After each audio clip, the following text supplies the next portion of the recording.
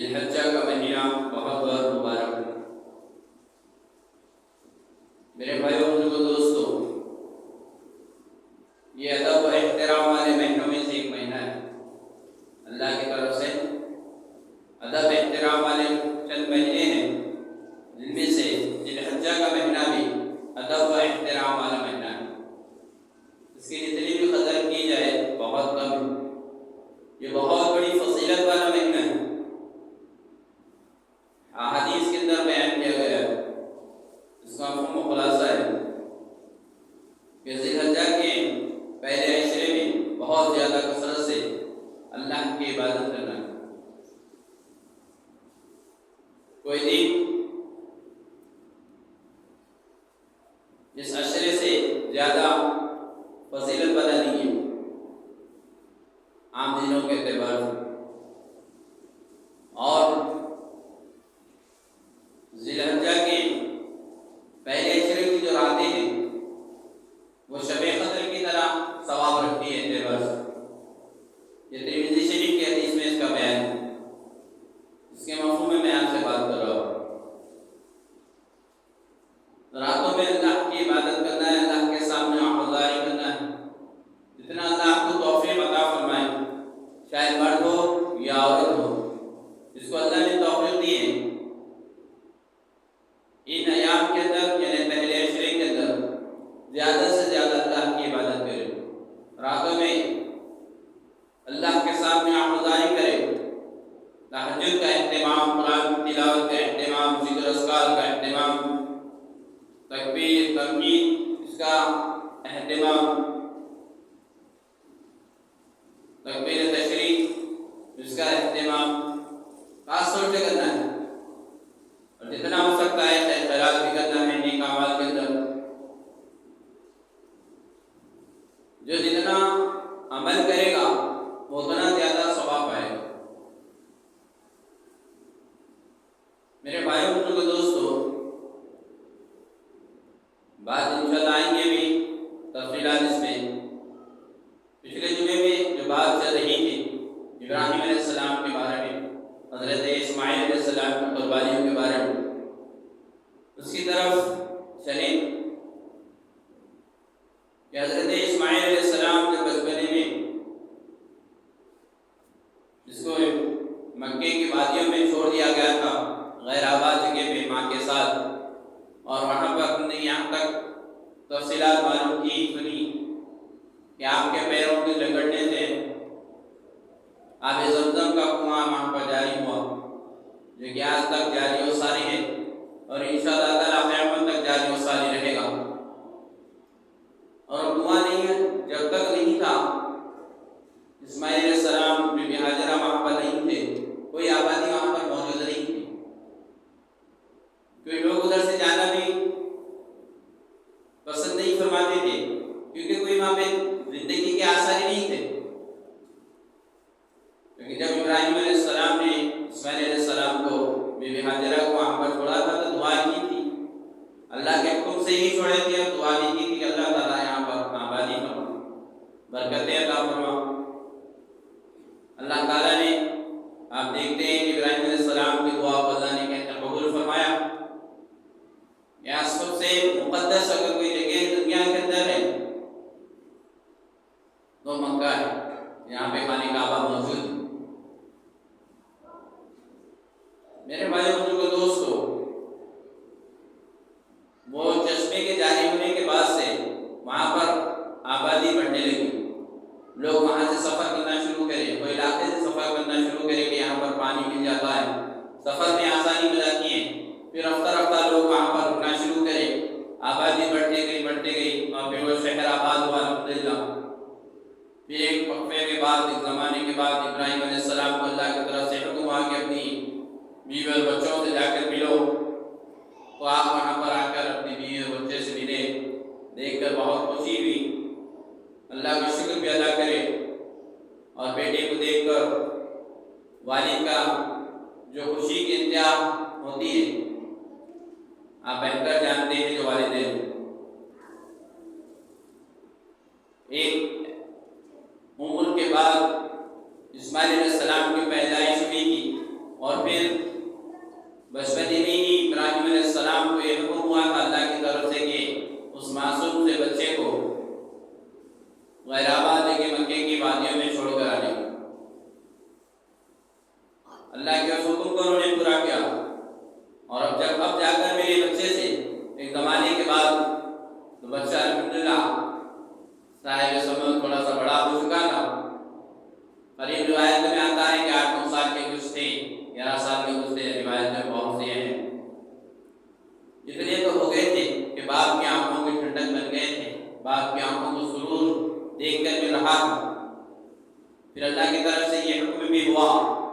آزمائش بھی ابراہیم علیہ السلام کی۔ ابراہیم علیہ السلام ایک مرتبہ آرام فرما رہے تھے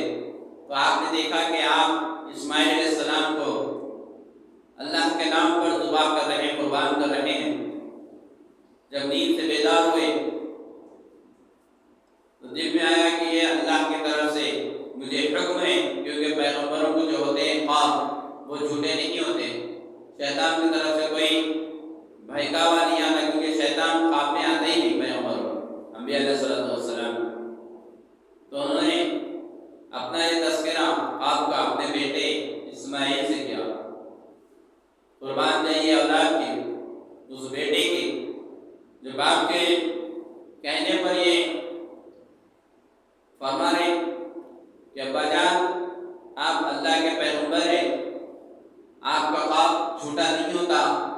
اللہ آپ سے یہی چاہتے ہیں کہ آپ مجھ کو اللہ کے نام پر قربان کر دیں، تو بے شک آپ قربان کیجئے مجھے، اور آپ دیکھیں گے انشاءاللہ تعالیٰ میں صابروں میں سے مجھ کو پائیں گے۔ یہاں پر ایک بات غور طلب ہے کہ ابراہیم علیہ السلام نے جب خواب دیکھا اور آپ کو یقین ہے کہ اللہ کی طرف سے حکم ہے، تو آپ اسماعیل علیہ السلام کو سوتے نیند میں بھی قربان کر سکتے تھے، بنا بتائے کہ بھی قربان کر سکتے تھے، لیکن مشورہ کریں، ان کو بولیں تاکہ وہ بھی ثواب کے اندر حصے دار ہو جائے۔ جب اللہ کے نام پر قربان کریں گے تو مجھ کو تو ثواب ملے گا، لیکن جو قربان ہو رہا ہے وہ اولاد میں اس کو بھی وہ بھی ثواب کے اندر حصے دار ہو جائے، اس لیے انہوں نے اپنے بیٹے سے اس کا تذکرہ کیا۔ اور وہ بیٹا بھی ایسا فرما بردار ہے کہ باپ کے کہنے پر یہ نہیں کرے کہ ابا جان یہ تو خواب ہے نا، خواب ایسے بھی ہو سکتا ہے، اللہ نے آپ کو حکم تو نہیں دیا ڈائریکٹلی جیسے دوسرے احکام پہنچائے، یہ تو خواب کے ذریعے سے آپ کو ایک بشارے سے جیسا ہوا ہے، کچھ نہیں بولے۔ جب باپ نے خواب سنایا بیٹے کو تو بیٹے نے سر تسلیم خون کیا اور والد سے یہ کہہ رہے ہیں کہ ابا جان آپ مجھے اللہ کے نام پر قربان کیجیے، انشاءاللہ آپ مجھے صابرین میں پائیں گے۔ جب دونوں باپ بیٹے اللہ کے نام پر قربان ہونے کے لیے نکلے تو راستے میں شیطان بھٹکانے لگا، ابراہیم علیہ السلام سے کہنے لگا کہ آپ خواب کو سچ کر دکھانے جا رہے ہیں، یہ تو ایک خواب ہی تو ہے، اور آپ اپنے اس رفتے جگر کو قربان کریں گے جو کہ بڑھاپے کے وقت میں آپ کو پیدا ہوا ہے، بڑی دعاؤں منتوں سے آپ کو پیدا ہوا ہے، آپ نے وہاں پر اس کو لعنت بھیجی، وہ تلکار دیا گیا۔ اسماعیل علیہ السلام سے جا کے کہنے لگا، ان کو بھٹکانے لگا کہ تم اپنے والد کی بات کے اوپر کیسے زندگی کو قربان کرنے کے لیے تیار ہو گئے، جان قربان کرنے کے لیے تم تیار ہو گئے، وہاں سے بھی تلکار دی گئی۔ اسماعیل علیہ السلام نے اس کو تلکار دیا تھا، لعنت بھیجی، وہاں سے آیا، سوچا کہ یہ ایک ماں تو ماں ہوتی ہے، باپ ایک الگ بات ہے، جس کو قربان کرے وہ الگ بات ہے، ایک ماں تو بہت زیادہ ممتا رہتی ہے، تو ماں کو آ کر کہنے لگا کہ تم جانتے ہو کہ ابراہیم اپنے بیٹے کو لے کر کہاں جا رہے ہیں؟ بولے کہ ہاں، بولے کہ وہ قربان کرنے کے لیے جا رہے ہیں، بولے کہ باپ بھی کبھی بیٹے کو قربان کر سکتا ہے؟ نہیں، اللہ کا حکم ہے۔ فرمانے لگی کہ بے شک جب اللہ کا فرمان ہے تو میں اس کے لیے تیار ہوں، اللہ کا جو حکم ہے قربان دینے بیٹے کی تو میں تیار ہوں اس کے لیے، اور وہاں سے بھی وہ جو آج حضرات جاتے ہیں کنکریاں مارتے ہیں شیاطین کو، یہ اسی عمل کو دہرایا جاتا ہے وہاں پر جو دھتکار دیا گیا تھا، لعنت بھیجی گئی تھی ابراہیم علیہ السلام، اسماعیل علیہ السلام اور بی بی حاجرہ کی جانب سے شیطان کو بھٹکانے آیا تو وہاں پر شیاطین کو کنکریاں ماری جاتی ہیں۔ جب ذبح کرنے کے لیے لے کے گئے ابراہیم علیہ السلام اسماعیل علیہ السلام کو، اور فرمانے اسماعیل علیہ السلام کے ابا جان جب آپ مجھے ذبح کرنے اللہ کے نام پر قربان کرنے جا رہے ہیں تو اپنی چھری کو بھی ذرا سے تیز کر دیجیے تاکہ ایسا نہ ہو کہ رکاوٹ ہو جائے، اور میری چہرے کو زمین کے اوپر پلٹا دیجیے، پیشانی کو زمین کے اوپر لٹا دیجیے تاکہ میرے چہرے کو دیکھ کر آپ کا دل پگھل نہ جائے اور آپ قربان کرنے سے آپ کے ہاتھ کہیں نہ رک نہ جائے۔ اسی طرح سے کیا گیا کہ آپ کی پیشانی کو زمین کے اوپر لٹا دیا گیا، اور جب چھری چلائی گئی اللہ کے حکم سے وہ چھری نہیں چلی، بار بار چلا رہے اور وہ چھری چلنے کا نام نہیں لی، کیونکہ اللہ کا حکم سے یہی تھا کہ اسماعیل کو ضرر نہ پہنچائے۔ اس طرح آگ کو حکم دیا گیا تھا کہ اسماعیل کے جو والد تھے ابراہیم علیہ السلام ان کو ضرر نہ پہنچائے، نقصان نہ پہنچائے، تو وہ آگ ابراہیم علیہ السلام کو نقصان نہیں پہنچائی۔ اسی طرح ہمیں بھی اللہ کا حکم یہی تھا چھری کو کہ وہ اسماعیل علیہ السلام کو ضرر نہ پہنچائے، نقصان نہ پہنچائے۔ اور پھر اللہ کی طرف سے جبرائیل علیہ السلام جنت سے ایک دمبے کو لے کر آئے، اور ابراہیم علیہ السلام کو فرمانے لگے کہ اللہ کے خواب کو تم نے سچ کر دکھایا، اور اللہ تعالیٰ نیک کاروں کو ضائع نہیں کرتے اور ان کو ایسے ہی اجر دیا جاتا ہے۔ تو جنت سے لائے ہوئے دمبے کو جب ذبح کیا گیا تو اسماعیل علیہ السلام کو ہٹایا گیا، اور یہ قربانی تو اللہ تعالیٰ کو اتنی پسند آئی کہ اللہ تعالیٰ نے قیامت تک آنے والے تمام اہل ایمان کو جو صاحب نصاب ہوتے ہیں، مالدار ہوتے ہیں، قربانی دینے کا حکم دیا کہ یاد دلاتے ابراہیم علیہ السلام کی قربانی، اسماعیل علیہ السلام کی قربانی، کہ ایک باپ نے اپنے بیٹے کو اللہ کے نام پر قربان کرنے کے لیے تیار ہو، اور ایک بیٹا اپنے باپ کے خواب کو سچ کرنے کے لیے اللہ کے نام پر قربان ہونے کے لیے تیار ہو۔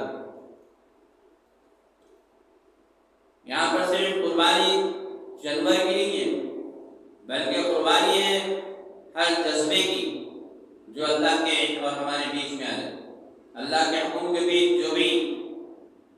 جذبہ ہوگا ہمارا، جو بھی خواہش ہوگی، جو بھی خوشی ہوگی، جو بھی غم ہوگا، اس کو قربان کرنا ہے۔ جانور کو لائے قربان کرے اللہ کے حکم کے اوپر، اور حدیث میں یہ بھی بیان کیا گیا ہے کہ قربانی کے ہر بار، جانور کے ہر بار کے بدلے میں تمہاری کو نیکی دی جائے گی، گناہ معاف کیا جائے گا۔ قربانی کے جانور کے ہر قطرے خون کے بدلے آپ کی نیکیاں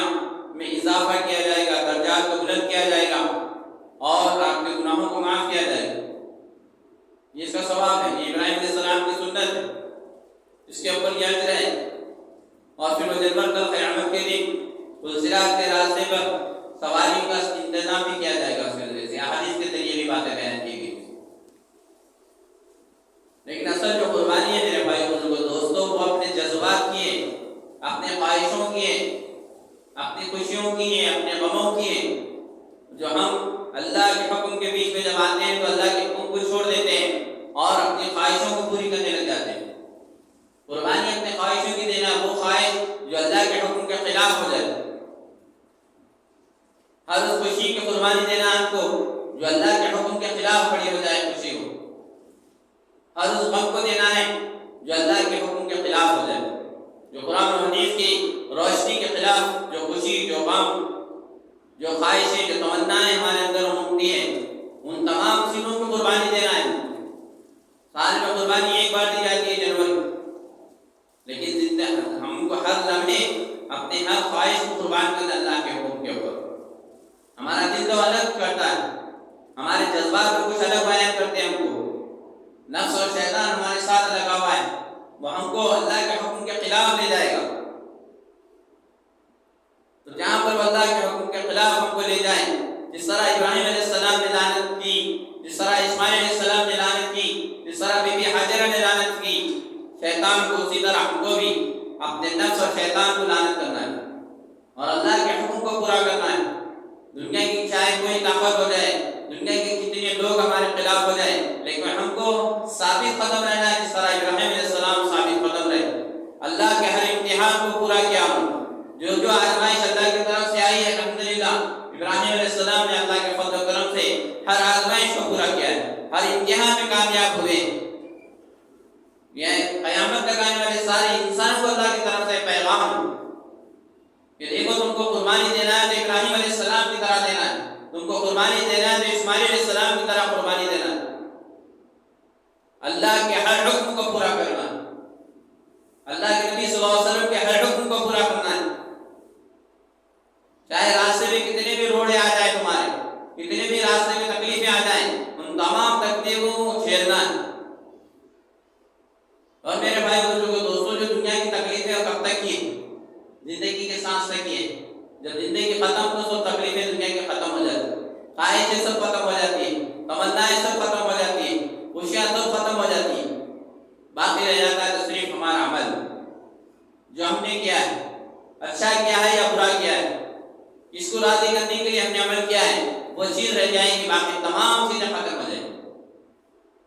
اور اس کا حساب کتاب ہم کو اللہ کے سامنے ملے گا، قیامت کے دن ملے گا۔ اس کو بھولنا نہیں۔ تو میرے بھائی بزرگوں دوستوں، اللہ تبارک تعالیٰ نے اسماعیل علیہ السلام کو بھی قبول فرمایا، ابراہیم علیہ السلام کو بھی قبول فرمایا۔ اسماعیل علیہ السلام کی نسلوں کے اندر سے اللہ تبارک تعالیٰ نے ہمارے نبی محمد مصطفیٰ صلی اللہ علیہ وسلم کو دنیا میں تشریف فرمایا، اور ابراہیم علیہ السلام اسماعیل علیہ السلام سے ایسے بلند کام اللہ تبارک تعالیٰ نے دیے ہیں کہ خانہ کعبہ کی تعمیر بھی اللہ تبارک تعالیٰ نے فرمائی ابراہیم اور اسماعیل علیہ السلام کے ذریعے سے۔ حالانکہ خانہ کعبہ کو آدم علیہ السلام نے بنایا، اور روایت میں یہ بھی ہے کہ جب دنیا میں آدم علیہ السلام کو بھیجا گیا تو اللہ تبارک تعالیٰ نے خانہ کعبہ کو بھی اتارا، اور طوفان نوح کے اندر جب وہ ختم ہو گیا، اس کے آثار ختم ہو گئے، تو پھر جبرائیل علیہ السلام اس کی نشاندہی کے اور ابراہیم علیہ السلام اور اسماعیل علیہ السلام نے خانہ کعبہ کو تعمیر فرمایا۔ اور جب مکمل ہو گیا خانہ کعبہ تو اللہ کی طرف سے حکم ہوا کہ ابراہیم جب ہمارا گھر تعمیر ہو چکا ہے، مکمل ہو چکا ہے، تو تم آواز لگاؤ کہ اس گھر کی طواف کریں، اس گھر کی عبادت کریں۔ ابراہیم علیہ السلام کہنے لگے اللہ تعالیٰ میں کتنا ہوں، میری آواز کتنی ہے، ساری انسانیت کو آواز کیسے پہنچاؤں؟ اللہ کی طرف سے حکم ہے، اس کا خلاصہ ہے کہ آواز کا لگانا تمہارا کام ہے اور آواز کا پہنچانا ہمارا کام ہے۔ اور جب ابراہیم علیہ السلام نے وہاں پر آواز لگائی کہ اللہ کے گھر کی طرف آؤ، اللہ کے گھر کو طواف کرو، اللہ کے حکم سے عبادت کرو، اللہ نے عبادت کا گھر بنایا اس کو، تو اس زمانے اس وقت میں ابراہیم علیہ السلام کی آواز پر قیامت تک آنے والی انسانیت کی جو روحیں موجود تھیں وہاں مقام ارواح میں، تمام انسانیت کی قیامت تک آنے والے تمام انسانوں کی روحیں تھیں، اور وہاں پر ان روحوں نے جب ابراہیم علیہ السلام کی آواز سنی اللہ کے حکم سے، تو پھر انہوں نے لبیک کہا۔ اور حدیث کے اندر بیان کیا گیا ہے کہ اس وقت میں جتنے لوگوں نے، جتنے روحوں نے جتنی مرتبہ لبیک کہا، اتنے مرتبہ اس کو حج و عمرے کرنے کا موقع دیا جاتا ہے، ملتا ہے۔ جو کہتے ہیں نا حاجی حضرات لبیک اللہم لبیک لا شریک لک لبیک ان الحمد والنعمت لک والملک لا شریک لک، یہ تسبیح پڑھی جاتی ہے، ہم بھی پڑھتے رہتے ہیں، اور ساتھ ہی ساتھ اس کا بھی مٹ کرتے رہے اللہ اکبر لا الہ الا اللہ اللہ اکبر للہ الحمد۔ چلتے پھرتے اٹھتے بیٹھتے یہ 10 دنوں میں تو کثرت سے ہی کرنا ہے، ہمیشہ کرنا ہے، لیکن ان 10 ایام میں کثرت کے ساتھ کرنے کا ہے۔ تو میرے بھائی بزرگوں دوستوں، اور بھی باتیں انشاءاللہ اور آئیں گی، قربانی کے بارے میں بتا دیں۔ یہ اشرا جو ہے بہت بہترین اشرا ہے، اس کے اندر ایک روزہ بھی رکھیں گے تو سال بھر کے روزوں کا ثواب اللہ تبارک تعالیٰ کی طرف سے نفل ثواب ملے گا، اور خاص طور سے عرفے کے دن کا جو روزہ رہتا ہے یعنی 90 تاریخ کا جو روزہ رہتا ہے وہ بہت بڑی فضیلت والا ہے۔ اس کے بارے میں ترمذی شریف کے حدیث میں اللہ کے رسول صلی اللہ علیہ وسلم نے ارشاد فرمایا، اس کا مفہوم خلاصہ ہے کہ یوم عرفے کا جو روزہ رکھا جاتا ہے تو اللہ کی ذات سے امید ہے کہ اللہ تبارک تعالیٰ اس روزے کی برکت سے تمہارے ایک سال کے پچھلے اور ایک سال کے آگے کے گناہوں کو اللہ تبارک تعالیٰ معاف فرماتے ہیں۔ اور روایت میں یہ بھی بیان کیا گیا ہے ترمذی شریف کی حدیث میں کہ یوم عرفے کا روزہ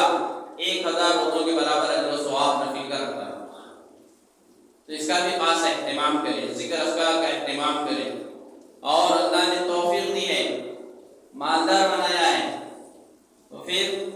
10، 11 اور 12 ان 3 دنوں کے اندر قربانی کا اہتمام کریں۔ پہلے دن کرنا افضل ہے، دوسرے اور تیسرے دن کی اثر تک بھی کر سکتے ہیں۔ تو جو بھی صاحب نصاب ہے، مالدار ہے، ان کے لیے ضروری ہے کہ قربانی کریں، ورنہ اس کے بارے میں یہ بھی بیان کیا گیا ہے، اللہ کے رسول صلی اللہ علیہ وسلم نے ارشاد فرمایا، اس کا مفہوم خلاصہ ہے، جو صاحب نصاب ہونے پر بھی، قربانی کی استطاعت رکھنے پر بھی اگر وہ قربانی نہیں کر رہا تو ہماری عیدگاہ میں نہ ہے۔ اتنی بڑی بعید۔ اور گھر میں جتنے لوگ صاحب نصاب ہوتے ہیں، صاحب نصاب شریعت کی اصطلاح میں 52.5 تولے چاندی یا 7.5 تولے سونا یا اس کی مقدار کے مال ہمارے پاس موجود ہو تو صاحب استطاعت کہلاتے ہیں، صاحب نصاب کہلاتے ہیں، تو ہمارے اوپر قربانی دینا واجب ہو جاتا ہے۔ گھر میں کتنے لوگ ہیں جو اس نصاب تک پہنچتے ہیں، ان کے لیے قربانی دینا ضروری ہے۔ گھر میں اگر 4 لوگ ہیں، صاحب نصاب ہے، تو 4 جنوں کی طرف سے قربانی دینا ہے۔ 10 جنے ہیں گھر کے اندر، تو 10 جنے بھی اگر صاحب نصاب یعنی مالدار ہیں تو وہ 10 جنوں کی طرف سے بھی قربانی دینا ہے۔ اور یہ بھی بتاتے چلوں آپ کو کہ ایک قربانی لے کے 10 جنوں کی طرف سے نہیں دی جائے گی، بلکہ 10 جنوں کے لیے 10 قربانیاں دی جائیں گی۔ چھوٹے جانور میں ایک حصہ ہوتا ہے، بڑے جانور کے اندر 7 حصے ہوتے ہیں۔ اگر چھوٹے جانور نہیں لے سکتے آپ تو بڑا جانور کے اندر 7 حصے لے سکتے ہیں، تو قربانی دینا ہے۔ ایسا نہیں چلے گا کہ یہ سال میری طرف سے دی تو پھر آئندہ سال بیوی کی طرف سے دوں گا، تیسرے سال اماں کی طرف سے دوں گا، چوتھے سال باپ کی طرف سے دوں گا، پھر 5ویں سال بچے کی طرف سے دوں گا، ایسا نہیں ہے۔ اب یہ 3 دنوں کے اندر جو بھی صاحب نصاب کا ہوں گے، یعنی آج بھی میرے پاس پیسے نہیں ہیں، یہ 3 جو قربانی کے 3 دن رہتے ہیں، ان 3 ایام کے اندر اگر میں مالدار بن گیا، صاحب نصاب بن گیا میں، تو قربانی دینا میرے لیے واجب ہو جاتا ہے، تو میں دینا ہی دینا۔ اس کے لیے جب رمضان میں 1 سال گزر گیا تو زکوٰۃ نکالنا ہے، ان کے لیے مسئلہ ہے۔ یہ 3 دنوں کے اندر آپ اگر مالدار بن گئے تو آپ کو قربانی دینا ہی دینا ہے۔ پہلے سے نہیں تھی لیکن یہ 3 دنوں کے اندر آپ کے پاس مال آ گیا تھا، صاحب نصاب کے اس میں آ جا رہے آپ تو قربانی دے رہی۔ اور ایک بات مسئلہ یہ بھی ہے کہ بعض حضرات کہتے ہیں کہ بھائی ہم تھوڑا قرضے میں ہیں تو ہمارے اوپر قربانی نہیں ہوتی، ہم کیسا دینا قربانی؟ آپ کے بولنے سے کچھ نہیں ہوتا، عمل جو ہوگا اللہ کے حکم پہ ہوگا، شریعت کے ماتحت میں ہوگا۔ آپ قرض دار ہوں گے، قرض نکالے بعد میں اگر کتنا پیسہ آپ کے پاس موجود ہے، اس پہ اگر آپ صاحب نصاب آپ بن رہے تو پھر قربانی دینا ہے۔ قرضہ دیتے تو دیں گے لیکن قربانی تو فی الوقت دینا ہے۔ آپ اگر 1 لاکھ کا آپ کے پاس قرضہ باقی ہے، مثال کے طور پہ تو بول رہا ہوں میں آپ کو، اور آپ کے پاس میں 1,60,000 روپے ہیں یا 1,70,000 روپے کا سونا کچھ وغیرہ ہے آپ کے پاس، 1 لاکھ نکالنے بعد آپ کے پاس 70,000 جو بچ رہے، چاہے وہ سونے کی شکل میں ہو یا بینک بیلنس کی شکل میں ہو، کسی بھی شکل میں ہو، یا کسی کے پاس آپ کے آنا ہے انہیں دینے کی پوری امید ہے آپ کو آتے ہیں اس کے اندر، تو آپ 1 لاکھ نکالنے بعد 65-70,000 جب آپ کے پاس بچ رہے ہیں آپ کے پاس، تو آپ صاحب نصاب ہو گئے، آپ کو قربانی دینا واجب ہے۔ بہت سے لوگوں کو معلوم نہیں رہتا، علم نہیں رہتا، ختم بول دیتے ارے نہیں بھائی اور وہ کیسا قربانی دیتے ہیں، قرضہ دینا ہے نا، تو قرضہ نکالنے بعد کتنا مال بچ رہا ہے آپ کے پاس وہ دیکھو۔ آپ قرضہ نکال دیے، اس کے بعد آپ کے پاس 52 تولے چاندی کتنے میں آتی ہے آج کے حساب سے اگر دیکھا جائے تو 65-70,000 میں آئیں گے آپ۔ عام تو یہ نہیں، ابھی اور زیادہ ہے تو وہ الگ مسئلہ ہے، معلوم کر لیجیے آپ چاندی کیا ریٹ کی ہے، سونا کیا ریٹ کا ہو رہا ہے۔ 70 سے 65-70,000 روپے آپ کے پاس ہے تو آپ کے صاحب نصاب ہے، آپ کے اوپر قربانی دینا واجب ہے۔ ہم کیا ہے بچوں کے واسطے سونا لے کے رکھتے ہیں، چھوٹے بچوں کے واسطے لے کے رکھتے ہیں، تو کیا ہوتا وہ اگر وہ صاحب نصاب کی استطاعت میں آ رہے تو پھر آپ قربانی دینا پڑتا ان کی طرف سے، بالغ ہے تو ان کی طرف سے آپ قربانی انہوں اپنے سونے میں سے دینا پڑے گا. اب انہوں تو سونا نہیں دے سکتے، آپ ذمہ دار ہیں تو پھر آپ دینا پڑے گا. تو تمام لوگ دینا ہے قربانی. کتنے جنے گھر میں مالدار بن رہے دیکھ لیجیے آپ، سونا لے کے رکھ لیتے، چاندیاں لے کے رکھ لیتے، بینک بیلنس رہتا ہمارے پاس، سب کچھ رہتا. اس کے بعد میں قربانی دینے کے اندر کیا ہے آگے پیچھے ہو جاتے ہیں، تھوڑے سے پیسوں کے آتے ہیں تو کنفیوز ہو جاتے ہیں، مسئلے نکالتے رہتے، گنجائش ہے کیا کیسے نکلنے کی. اب ادھر قربانی تو کرتے نہیں، مال تو ویسے ہو جاتا، ذمہ داری آپ کے اوپر عائد ہو جاتی، وہ مال دوسری طرف سے اللہ تعالیٰ نکال دیتے. پھر گناہ گار الگ سے رہتے ہیں، بیماری کی شکل میں یا کسی نقصان کی شکل میں وہ مال آپ کا ضائع ہوتا، پھر آپ گناہ گار تک سے ہوتے. لہذا جو بھی افراد صاحب نصاب ہے وہ ضرور قربانی کرے. اور جتنے لوگ ہیں گھر میں پورے دینا ہے قربانی جو صاحب نصاب میں آئے. اور صاحب نصاب میں نہیں آئے تو ان کے نام پہ قربانی دینا ضروری نہیں ہے آپ کو. اگر دینے تو نفل میں پہلے واجب ادا کرو. بہت سے لوگ یہ کہ پہلی قربانی ہے تو اللہ کے رسول کے نام پہ دینا ہے، دوسری قربانی اگلے سال اپنے نام پہ دیں گے. ایسا نہیں ہے، اللہ کے نبی کے نام پہ دینا نفل میں آتا ہے. یہ لوگ آپ صاحب نصاب ہے تو آپ کے اوپر واجب ہے، اور نفل اللہ کے نبی کے صلی اللہ علیہ وسلم کے اوپر دینا مستحب نفل میں آتا ہے. تو پہلے واجب ادا کرو آپ کا اور اسلام میں ہے تو آپ اللہ کے رسول صلی اللہ علیہ وسلم کے نام پہ دیجیے. آپ اپنے مرحومین کے نام جو بھی ہیں دے سکتے ہیں، مرحومین کے نام پہ بھی دے سکتے ہیں، لیکن پہلے جو واجب ہونا پہلے وہ ادا کیجیے. میں فرض نماز نہیں پڑھوں، 2 رکعت نماز پڑھ کے بھاگ جاتا ہوں تو کیسے ہوگا؟ فرض ادا کیجیے. فرض ادا کیے بعد میں آپ کے پاس ٹائم ہے، آپ کو اللہ توفیق دے رہا پڑھنے کی، اور 2 رکعت نہیں 4 رکعت آپ پڑھ گیا،